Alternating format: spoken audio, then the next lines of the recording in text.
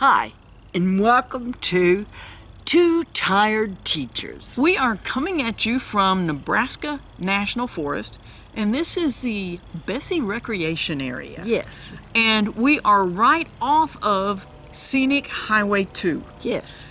And right off. You cannot miss it if you're coming here. there's a big sign welcoming you to the Nebraska National Forest, but that Scenic Highway 2 runs parallel to a river, which runs parallel to the train track, runs Middle parallel. loop. Yes. And so you have the Scenic Highway and the railroad track essentially following the river. And so that being said, you may hear some trains at this campground. And depending on where you are, you may hear them very, very loudly. Those that are closer to the lake, the river, will hear Yes. that. But this was a stop we'd planned on being one night, and this will be night 3. So we definitely are enjoying our time here. And some of the things, as you come in, there is a fishing pond. This is the first sunny day we've had. Had it been clear, we might have seen about getting a one-day Nebraska fishing license. It's been raining. It has, a front came through, and the night we got here, it dropped down to 32 degrees, and it's been pretty chilly while we've been here. But somebody told us it's supposed to get up near 90 the end of the week, so who Tomorrow. knows? So Who knows? But anyway, there is a ranger station here, and right now, because of COVID, it's closed, but you basically tap on a window, and the person that's working in the office there opens the window and can help you. But there's a self-pay station, Yes. and so as you come in, they show you. There are maps available there, and there's a list of sites that are designated first come, first serve. We got here right about 5 o'clock. It was 4:45 or so. And we called. There was a phone number. Nobody was at the window. We called the number, and the guy said, if it's not marked reserved, nobody's in the site, for one night, you can take it. But we drove around, and there are electric sites, and there are non-electric sites. And something we wanted to point out, if you have a much larger rig than we do, Site 14, check it out. It'll be long, perfect for you. It's a pull-through. It has electric. It's a really large site. But you're going to see there are some, this will facilitate some larger Yes. RVs. The site we have, which is site number 8, will not. If we had a large RV, we would not be in this site. But we couldn't. We'd wanted, because it was getting so cold, we wanted something that was not going to be right on the river, because we didn't want any breeze. But there's a day use area here where they have picnic areas. It's beautiful. And it is really well maintained. And one of the things we both enjoyed is the blue spruce trees. Are gorgeous. The I guess they're pines. Well, and there's also a trail that we did not go the entire distance, but Theo and I got out and walked in. I was just noticing we don't have this many variety of pines in Texas that I know of, at least not that I've seen. There were some with needles that looked like they were about 5 inches. Yeah. I ought to go back and take a picture of that for you.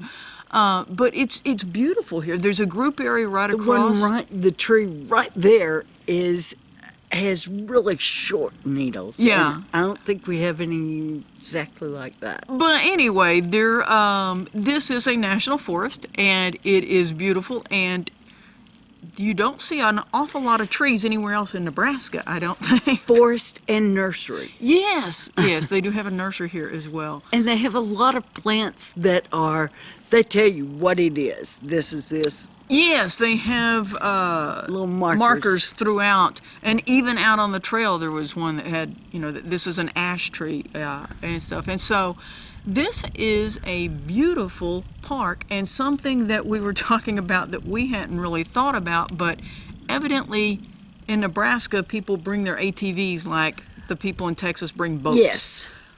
Because there are a lot of trails that are marked for ATVs that are here. And we've heard some, Yes. not annoying, but we've heard some. But this is a place that I'm glad we extended our stay for. I am too. And First of all, we needed it. we'd had some long drive days, and we definitely needed it. But this also, I think, is a park that does get a lot of overnight stops. I think it does too. There's a group area right across from us that is reserved starting today. Yes. Through, I think, for 3 nights. But last night, there were a couple of fifth wheels that were traveling together. I thought they'd gotten here early for the group that was going to be here. No, they went over, parked next to each other, Sure. spent the night, and Left. I was They surprised that gone. they were gone. And then someone else right down in another campsite right down here came in, spent a night, and it's like I said, you're going to hear that train some, but hadn't bothered us. No. We have been No. resting well. Yes. There is a lookout tower. If you're going to be here long enough, I recommend heading over to that. And there are signs posted that tell you how to get there, or it's a rather lengthy hike from where we are. Right. There is a trail. Theo and I hiked my dog, and I hiked over to the trail, and then went out. I don't know, about the first half mile or so.